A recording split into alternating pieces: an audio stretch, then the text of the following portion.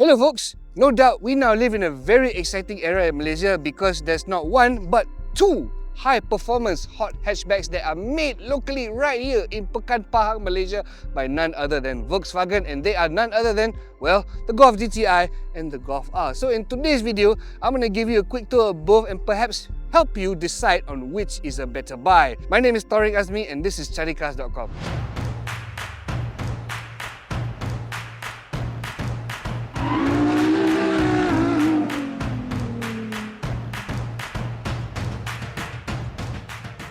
Okay, seasoned followers will remember I've already test driven the 8th generation and locally assembled Golf GTI, but since my test drive, VPCM has actually made some minor upgrades with lasting impacts, and it includes things like, check that out, the honeycomb LED fog lamps are finally here.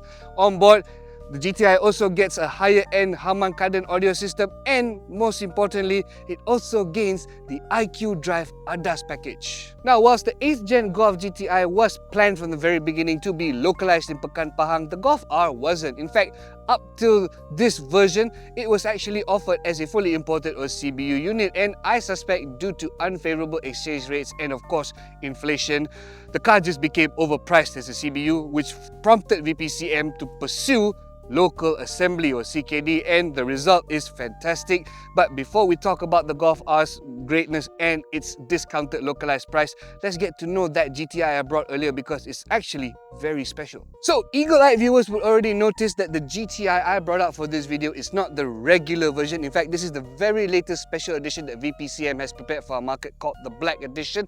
And what sets it apart firstly is the offer of two exclusive colors, deep black, which I have right here, plus a much brighter King's Red, and it gets offset with a number of special editions like the Black Edition B-Pillar badge, JPJ compliant darker window tint set, plus the rolling stock. Well, as you can see, it's the familiar Richmond design 18-inch wheels that the GTI rolls on, but it only comes in this black finishing in the Black Edition, and it even comes with exclusive self-righting GTI center caps and GTI tire valve caps. Now, with all these additional accessories included, the Golf GTI Black Edition costs 260,002 ringgit with the VAP package included. Said VAP package for this variant specifically includes an extended 7-year or 105,000 km free service package.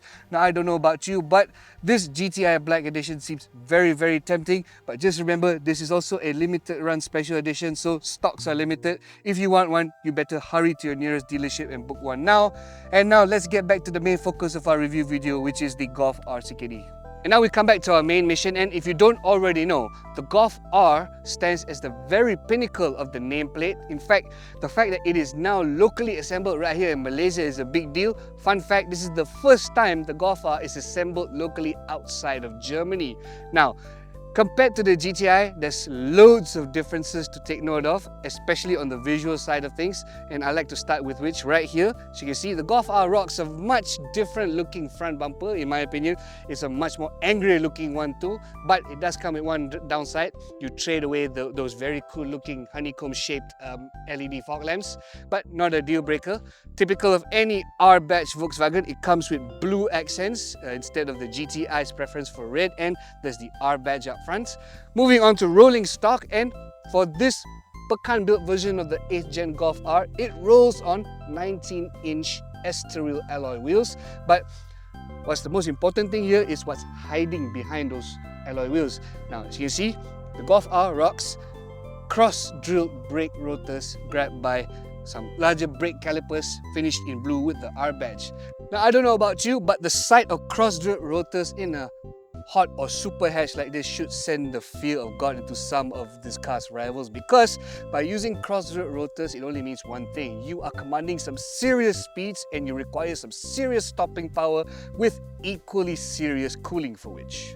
And the visual differences continue in the rear end, but first, the Golf R remains first and foremost a Golf thanks to touches like its all LED taillights, which it shares with all its other siblings, featuring sequential turn signal repeaters. Plus, in the center of the tailgate, you still find the signature Volkswagen badge that doubles up as the tailgate release. Pretty cool, no? Okay, Now, unlike the GTI as well as the previous CBU version of the Golf R, this Pekan-Built version now has a much angrier looking derriere thanks to several additions like this more prominent rear spoiler, which looks very mean indeed. Plus, down here, you will also notice that it rocks a much angrier looking rear bumper design complete with a rear diffuser element. And I will also add, this Pekan-Built version of the 8th Gen Golf R features a sport exhaust system with titanium tips, and they're supplied by Slovenian exhaust specialist Akrapovic. By the way folks, I was having so much fun driving the Golf R the other day, I forgot to mention one more thing about the driving experience, and that is the added drama and theatrics of the Akrapovic sport exhaust system. And let me be frank, it sounds very mean, especially in race mode. Lam, hit it!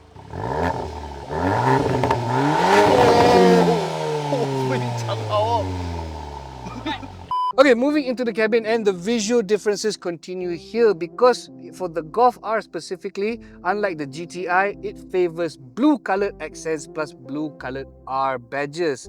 Now, what's also interesting here, the R gets larger paddle shifters behind the steering wheel, and in the dashboard, you will find that it rocks a faux carbon fiber pattern instead of honeycomb. Otherwise, you get the very same stuff as you find in the GTI in terms of the dual digital displays, heads-up display, the sport seats with power adjustment and memory function for the driver's side, and unfortunately, it also shares the same annoying haptic touch controls in the infotainment as well as the steering wheel. But this is a small price to pay because there's still lots of other convenience to bask in, like a wireless charging pad, USB-C charge ports, and most importantly, wireless Apple CarPlay and Android Auto. Visual differences aside, now let's move on to what's under the hood, and it's also starkly different in the R from the GTI. Firstly, the 2-litre 4-cylinder turbocharged direct injection petrol mill in the R makes a lot more power. In fact, way more power, 74 horsepower and 30 Newton meters more than the GTI does. It peaks at 316 horsepower and 400 Newton meters in the R. This perhaps explains why this car is also quicker, but before that, let me also highlight that unlike the GTI, which is only front-wheel drive, the R benefits with 4Motion all-wheel drive as well, on top of its very slick 7-speed DSG dual-clutch automatic with wet clutch. Now, altogether, the package in the R sees this super hatch dispatch 0 to 100 km/h in a rather rapid 4.8 seconds. For reference, the Golf GTI does the same in 6.3 seconds, on top of which the other addition on top of the added power and performance lies in the screen, whereby there's also several new added drive modes. Let me show you. On top of the added power and speed, the Golf R also benefits with 2 additional selectable drive modes. Under Race, it features Drift and Special Sub Mode. Note that the Special Sub Mode features the Nürburgring outline, while the Drift Mode is also a very nice novelty enabled by the fact that this car has all-wheel drive. Now, whilst we're talking about the interior, let me also highlight one big difference. The Golf R does not pack a spare tyre, but the GTI does. In fact, the GTI actually rocks a Space Saver spare tyre under the boot floor. In the R, you only get a puncture repair kit. And now we move on to the most important part of this review, which is the drive dynamics. And unsurprisingly, the Golf R is a thrill ride just like its GTI sibling. And I'll give you several reasons why. Now, firstly, unlike the GTI, the R is definitely a noticeably quicker, more rapid car. It's also a much firmer riding car and a lot more planted too. Now, the former stems from the fact that this car, as mentioned, has all-wheel drive. So traction as well as mechanical grip is at a very high level, so it feels very quick off the line as a result, and there's ample amount of traction for any sort of situation, even through corners. As for the second part, I suspect it comes from the fact that the Golf R rides on noticeably firmer dampers and springs versus the GTI. On that note, let me also add the fact that the Golf R rolls on larger 19-inch wheels that plays a part to this firmer ride. Now, obviously, this is still a Golf, so it still comes with the all-important comfort mode to make this car livable for the daily. And surprise, surprise, in comfort mode, the Golf R feels just as docile as a Golf TSI, in my opinion. However, when it comes to this comfort mode game, I argue the GTI plays this better, but nevertheless, it exists in the Golf R for you to daily it easily with, and that's not bad news entirely if you ask me. Now, as far as nitpicks go, I have two to highlight. Firstly, it's the tyre roar, the noticeable tyre roar stemming from the run flat tyres the Golf R rolls on. Now that is a bit of a shame considering how well this car rides and how refined it feels when you put it in comfort mode as mentioned earlier.